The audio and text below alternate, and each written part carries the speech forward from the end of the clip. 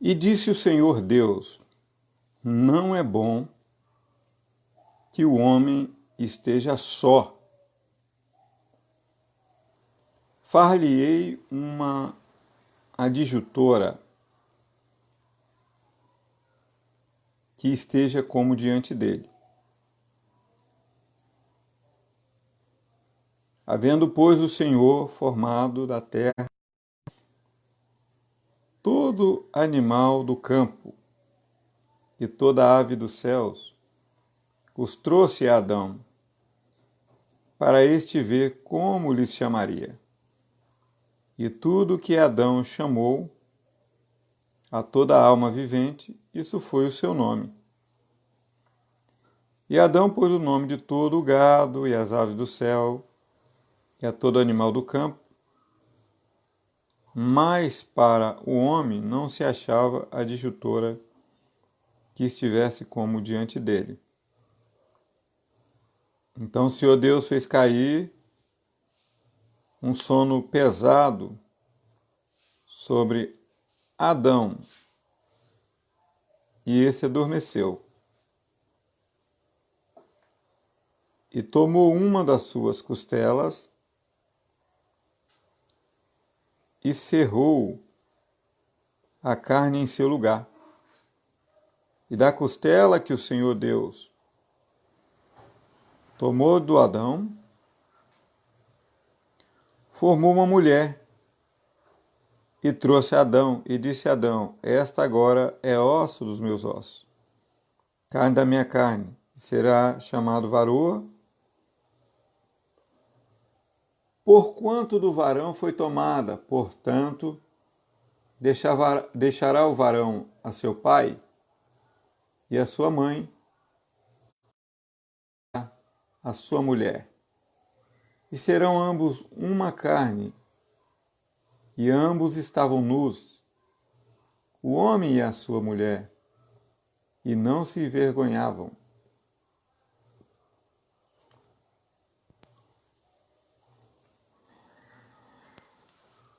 E aí, gente, tudo bom? Eu vou colocar aqui no meu aparelho aqui de transmissão para que a gente faça uma meditação legal aí na palavra do Senhor.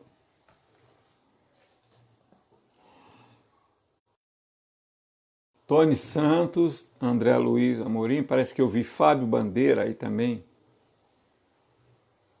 entrando online. Durante o tempo que eu estava lendo o texto. E, sem mais delongas, como Deus criou a mulher. O tema aí é sobre o primeiro casamento.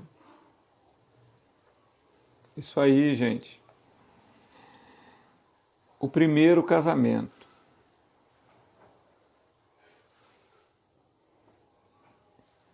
Como Deus cimentou o homem e a mulher. A palavra casamento traz uma conexão, né? Uma conetação de cimentar. Quando você pega duas lajotas e passa aquela massa, o cimento, e cola, elas ficam unidas.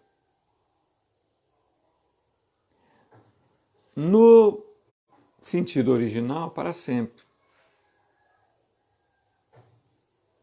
Mas há casos e casos.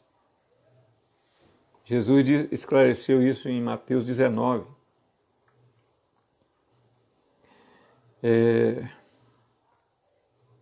Dizendo que haveria um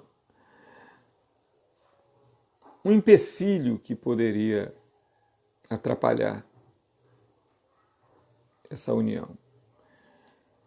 Este casamento, ele tem um sentido figurativo e um sentido espiritual. Porque Deus vislumbrava o futuro onde Cristo também iria se casar com a noiva, chamada Igreja. Tanto que lá no Apocalipse se refere à igreja como noiva, como esposa também. Há todo um simbolismo também nessa união. E também há o sentido de procriação. Como que duas pessoas iriam multiplicar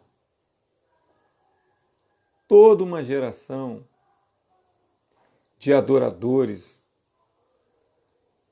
que iriam substituir o adorador, o grande adorador que era Satanás, que era o querubim ungido, que tinha no seu corpo instrumentos musicais, que quando o vento soprava, produzia sons lindos para adorar a Deus, e ele se rebeliando contra Deus, Deus teve que o substituir, porque ele quis tomar o lugar de Deus. Aí Deus vem aqui na terra, restaura essa terra que havia sido destruída pelo próprio Satanás, estava mergulhada na água, e ele diz: apareça a porção seca chamada terra, e ele, a partir do próprio elemento da terra, ele forma Adão, Adam ou Edom, que significa vermelho, dando uma pequena impressão que o primeiro homem foi criado de um barro mais avermelhado.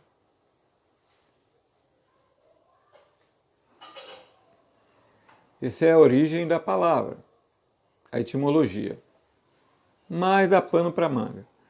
Mas o Senhor, ele quando percebeu que o homem no jardim do Éden estava tão solitário, apesar de estar cercado por todos os animais e as alimárias do campo, os pássaros, Rafael, os pássaros, os macacos, né, pulando nas árvores, que nem Tarzan, as baleias, os tubarões, os passarinhos. Adão tinha tudo, gente. Adão tinha todo um paraíso aos seus pés. E Deus disse: você é dono de tudo. Você cuida disso tudo aqui. Deus criou a terra, o paraíso, um paraíso de amor. Não é? Tem até um hino, né, daí da famoso Paraíso de Amor, paraíso de amor, cantando vou, ao paraíso de amor. Então, o paraíso era um lugar tremendo. Segundo os arqueólogos, teólogos, naquela região da Mesopotâmia, entre o Tigre e Eufrates, porque dois dos rios que estavam no Éden, eles depois na Mesopotâmia. E um outro rio, né, o Gósen, né, se eu não me engano, É um outro rio que onde havia ouro, prata, todo tipo de ouro, de prata. Esse ficou lá, após a expulsão do casal. Mas, diz o texto, que o Senhor, ele disse que não era bom que o homem estivesse só. Então, ele ia fazer alguém que estivesse diante dele. Primeiro ele formou o jardim com todos os seres viventes, como eu disse aqui. E depois ele pede a Adão que coloque o nome de cada ser. Ele diz ali, olha, macaco, elefante, esse será o seu nome. Jacaré, esse será o seu nome. Olha só, gente, que coisa maravilhosa. Adão, ele tinha comunhão com os animais.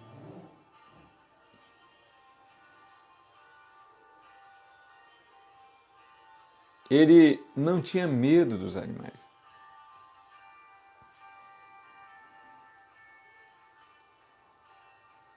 Ele tratava os animais, ele tinha comunhão, ele tinha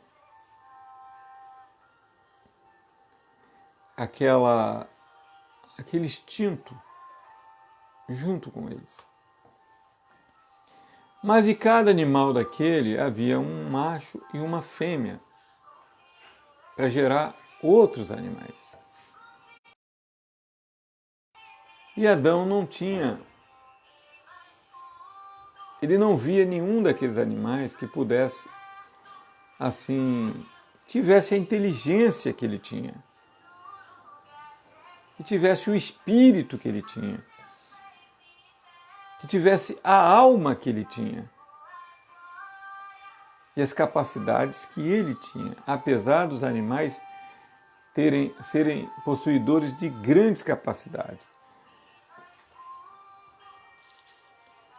E aí, Deus, vendo isso, e não se encontrava alguém semelhante a ele, Deus fez Adão dormir um sono pesado, uma anestesiada, é como se fosse anestesiado, né? Eu fui anestesiado quando eu passei por uma cirurgia de câncer. Eu fiquei 6 horas desacordado e não vi nada. Então Deus também, ele aplicou tipo uma anestesia em Adão e ele fez uma cirurgia. E ele tirou uma costela de Adão. E ele fez daquela costela uma mulher. Ou seja, do próprio homem, ele tirou uma costela. E até os pastores, os bispos, os pregadores, né, os juízes de paz, eles dizem o seguinte: por que os rabinos Deus tirou da costela? E aí nós chegamos à seguinte conclusão. Eu mesmo já fiz muitos casamentos, que Deus não tirou do pé para que o homem não pisasse na mulher. E não tirou da cabeça para que a mulher não mandasse no homem. Mas tirou da costela para que os dois andassem juntinhos. Essa é a visão de casamento. O casamento não é algo carnal. O casamento não está restrito apenas ao relacionamento sexual. Há toda uma roupagem dentro de um casamento. O relacionamento sexual é apenas uma parte de um casamento. Eu sou casado há 25 anos. A minha filha casou na sexta-feira.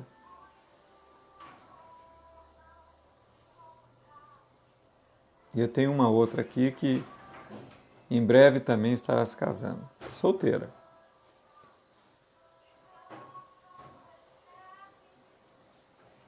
Então o casamento, ele é um símbolo entre Jesus e a igreja, entre o noivo e a noiva de Cristo. Lá no Éden, Deus já estava preparando um tipo de Cristo. E através da mulher, que iria gerar filhos, ela teria um que esmagaria a cabeça das serpentes, de Satanás, que seria o próprio Jesus Cristo. Que isso se cumpriu 4.000 anos depois. Quando Eva teve Caim, ela deu nome a Caim de o Senhor me deu um filho. Porque Eva pensava que Caim seria aquele filho da promessa, o Messias prometido. Mas não era. Caim era mau. Caim matou o próprio irmão, Abel.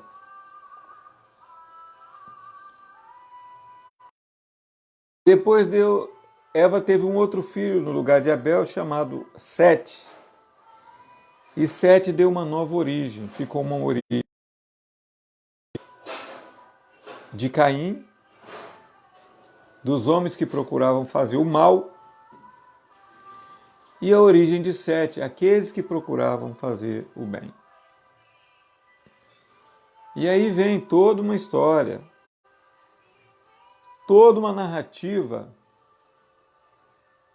de milhares de anos. Uma luta entre o bem e o mal. O inimigo, muitas vezes, José Carlos, ele tentava atrapalhar a obra de Deus, e tenta ainda.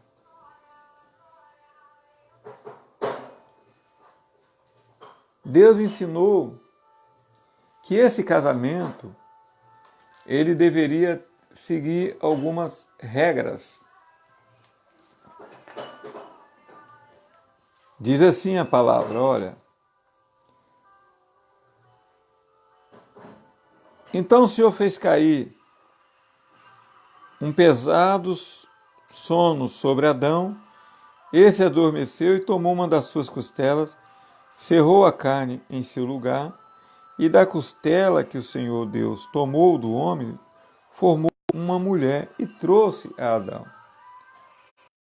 Veja que Deus, ele não formou um andrógeno. Deus formou uma mulher. Uma mulher com toda a estrutura feminina.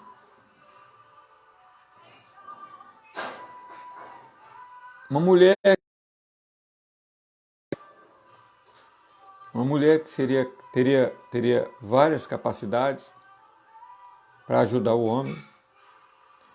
Uma mulher que seria capaz de gerar filhos, apesar das feministas de hoje inculcarem na cabeça das mulheres que as mulheres não podem ter filhos. Mas a mulher, ela se sente muito bem e ela se completa quando ela tem um filho.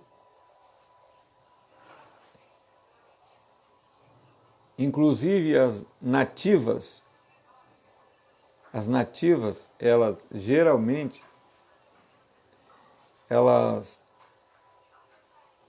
têm o parto de cópula e muitas vezes, mas de uma rainha aí, se eu não me engano,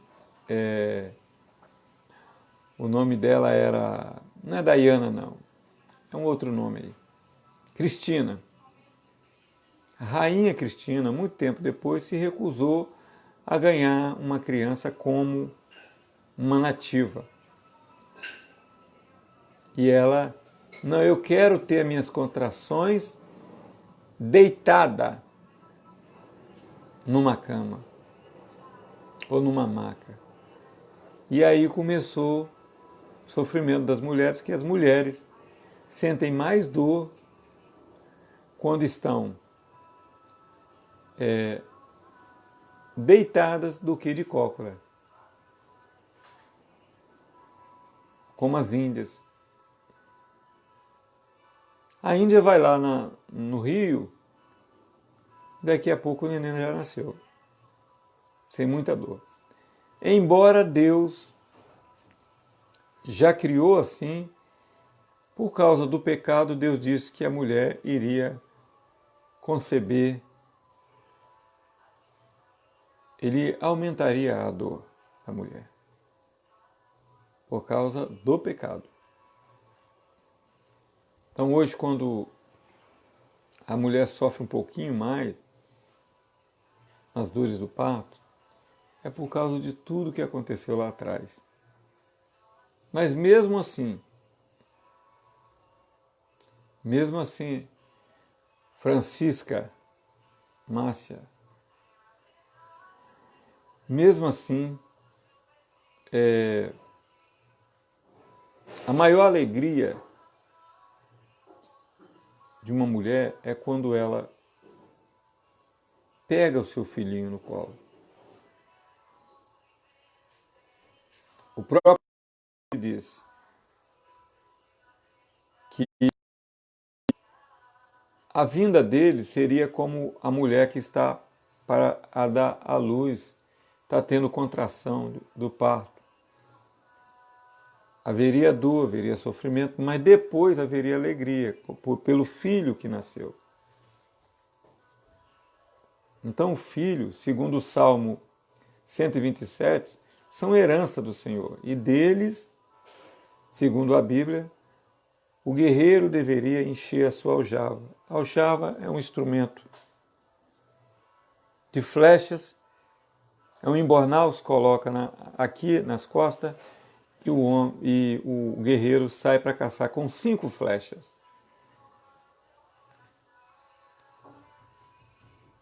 Ou 5 pedras. Então a visão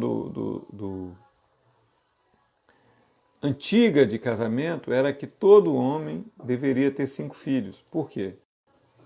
Não havia a explosão populacional que há no momento e havia poucas pessoas e era um orgulho para o homem ter 5 filhos, porque, segundo o Salmo 127, ele não seria envergonhado quando falasse os seus inimigos às portas.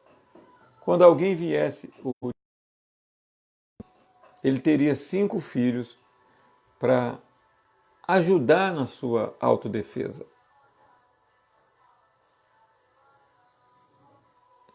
Porque os pais têm tendência de envelhecerem.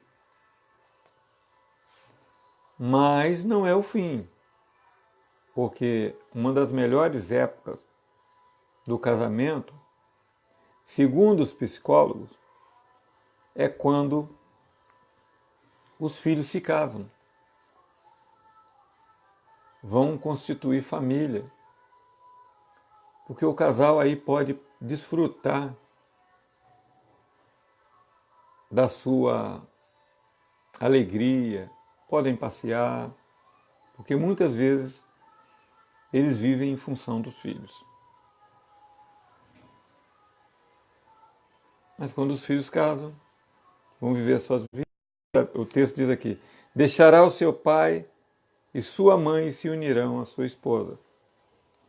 Então é cortado o cordão umbilical. Mas o cordão emocional nunca se quebra. Uma vez filho, filho para sempre. Uma vez pai, pai para sempre. Uma vez mãe, mãe para sempre. Então a história do primeiro casal é um exemplo para nós. É que eles, assim, por serem inocentes, porque existe uma dispensação chamada dispensação da inocência. Quando a gente divide a Bíblia em dispensação, nós dividimos a pré-existência da igreja, dispensação da inocência, dispensação da consciência, governo humano, período patriarcal, livros poéticos, profeta maiores, profeta menores e o período da graça. É o que nós estamos vivendo. Quando Jesus veio, iniciou-se o período da graça. O período em que qualquer pessoa, independente de posição social, independente de quem ele é, se ele é negro, se ele é branco, se ele é alto, se ele é baixo, se é homem, se é mulher ou se é criança, se ele confessa Cristo, ele vai ser recebido por Cristo e vai entrar no paraíso. Ele vai passar a viver a vida eterna. Porque esse é o plano de Deus. Era o plano de Deus que Adão e Eva vivessem eternamente. Por isso que Deus criou a árvore da vida e a árvore do conhecimento do bem e do mal. Mas o que eles fizeram? Não comem da árvore do conhecimento do bem e do mal. De todos os frutos vocês podem comer livremente. Vocês podem comer de tudo. Da árvore da vida, sim, mas da árvore do conhecimento do bem e do mal. Vocês precisam apenas conhecer o bem e não o mal. Deus conhece o bem e o mal, mas o homem não precisava, porque o homem não é Deus. Mas o homem foi tentado, de repente, em conhecer o bem e o mal. E aí começou os problemas. Eles tiveram que ser expulsos do jardim, do Éden, e começar uma nova vida aqui fora. Há 6.000 anos atrás, o homem foi expulso do jardim do Éden. O período que ele viveu lá, ninguém sabe. O período que o homem viveu no paraíso, ninguém sabe. Do paraíso e vamos voltar para o paraíso. Mas para voltar para o paraíso, nós saímos do paraíso por causa do primeiro Adão e vamos voltar para o paraíso por causa do segundo Adão, que é Jesus Cristo. Aquele que nos religa com Deus. Religare, religião, significa religare, religion ou religare. Quem entrega a vida a Cristo, voltar para o paraíso. Só que com uma diferença, lá no paraíso havia casamento, no primeiro paraíso. No segundo paraíso não vai haver casamento, vai ter apenas o casamento de Cristo com a igreja, a união de Cristo com a igreja, as bodas e as festas. Porque nós seremos semelhantes aos anjos, disse Jesus.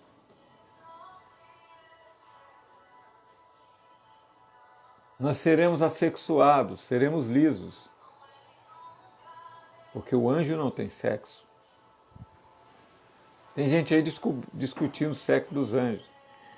Eu até tinha uns amiguinhos, uns amigos, né, de monte, que eles iam para o monte e muitas vezes a gente ficava ali vários dias orando e algum dia, eu estou vendo uma anja. Eu dizia, eu estou vendo um anjo.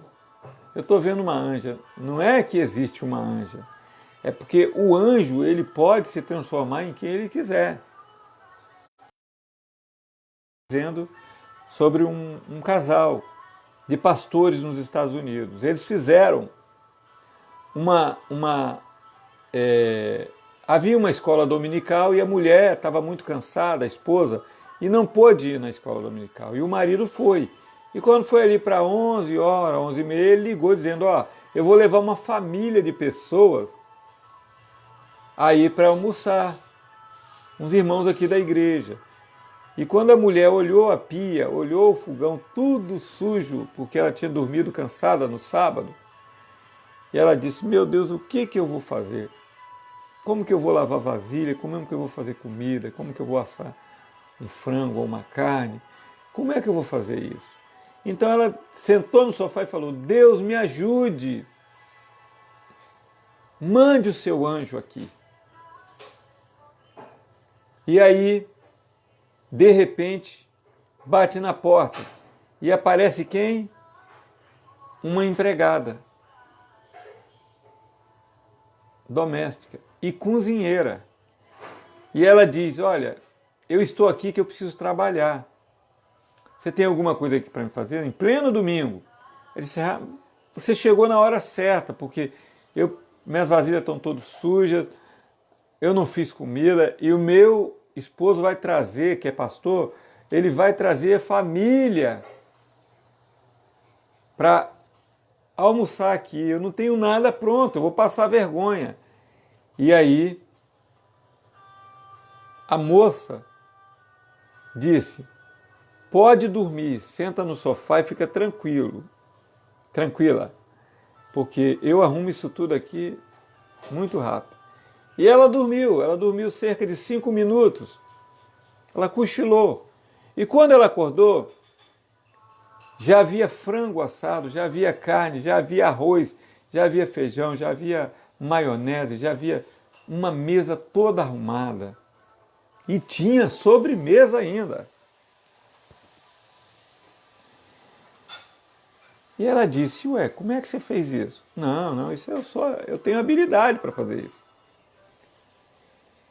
E quando a família chegou, e quando o esposo chegou e viu aquele banquete, eles ficaram impressionados. Puxa, o esposo falou, o pastor, minha esposa, você caprichou. E ela não falou nada. E quando terminou tudo, ela iria lavar as vasilhas, a empregada novamente disse, não, pode deixar comigo. E ela foi lá e 5 minutos lavou tudo. E arrumou tudo, ficou tudo arrumado. Para eles tomarem o cafezinho, para conversarem. E novamente a esposa do pastor perguntou, ué, como é que você fez isso? Eu disse, eu tenho habilidade para isso. E aí eles foram se confraternizar, tomar um cafezinho, conversar sobre a igreja, sobre a Bíblia, sobre o culto, né? Era domingo. E aí a esposa do pastor lembrou, eu tenho que pagar a cozinheira, a empregada, ela me deu força. Falou com o pastor, me arruma aí o dinheiro para me pagar a pastora, a empregada. E quando ela procurou a empregada, ela não achou mais a empregada. Ela havia desaparecido. E aí ela abriu a porta, foi nos vizinhos e disse, vocês não viram uma empregada aqui assim, desse jeito, dessa forma, nessas características? E os vizinhos disseram, olha, nós ficamos aqui o dia todo, aqui no jardim, do lado de fora, nós não vimos ninguém chegar aqui nessas características que você falou.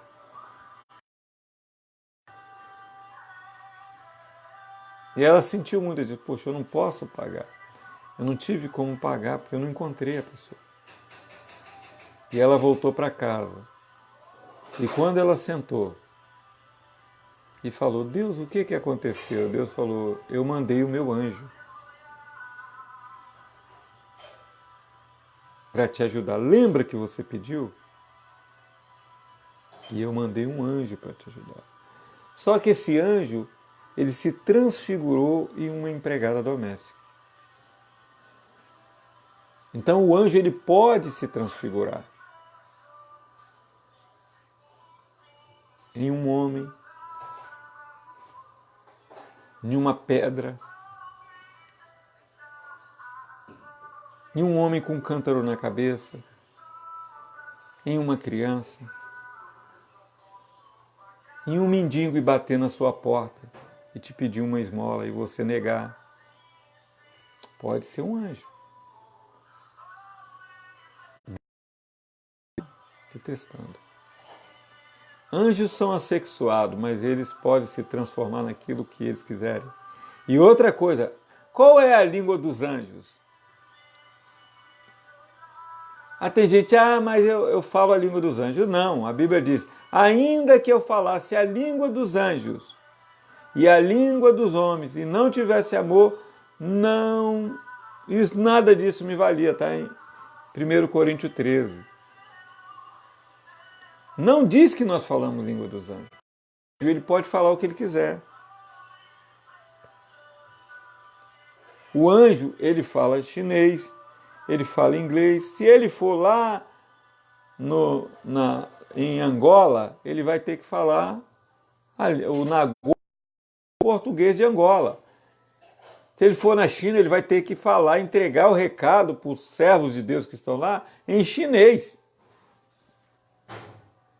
Quando o anjo foi visitar Maria, dizer que ela teria uma criança gerada pelo Espírito Santo, ele falou em hebraico, que era a língua de Maria. Então o anjo pode falar na língua que ele quiser. Quando nós falamos línguas, que nós oramos, somos batizados pelo Espírito Santo, nós falamos línguas estranhas. E nós nem sabemos qual língua é. Eu sou batizado com o Espírito Santo há 35 anos. Me pergunto se eu sei qual a língua que eu falo. Eu não falo. Quando eu estou orando no meu devocional, eu falo língua estranha. Se é língua de anjo, eu não sei, porque o anjo pode falar qualquer língua. Então, meu caro, você, marido, ame a sua esposa. Você é parte dela. Deus te criou para ser parte dela. Você, mulher, ame o seu esposo e sejam felizes para sempre. Aproveita a vida enquanto você está aqui. Sejam felizes.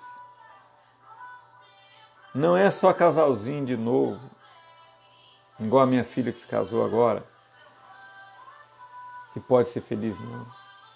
As pessoas da melhor idade também, como eu, que estou com 55 já, indo para 60, e já seguindo a trilha dos 60, minha esposa 46, já seguindo a trilha dos 50, nós também podemos ser muito felizes, porque Deus nos deu essa capacidade. Tudo está aqui, gente. Seja feliz. Bom domingo, que você possa adorar ao Senhor na igreja ou na sua casa. Pega a panelinha, bate, ou pega o violão, a latinha. O importante é adorar a Deus. Você é a igreja. Se você for na igreja, adore. Se você estiver na sua casa, adore do mesmo jeito. Adore a Deus sempre.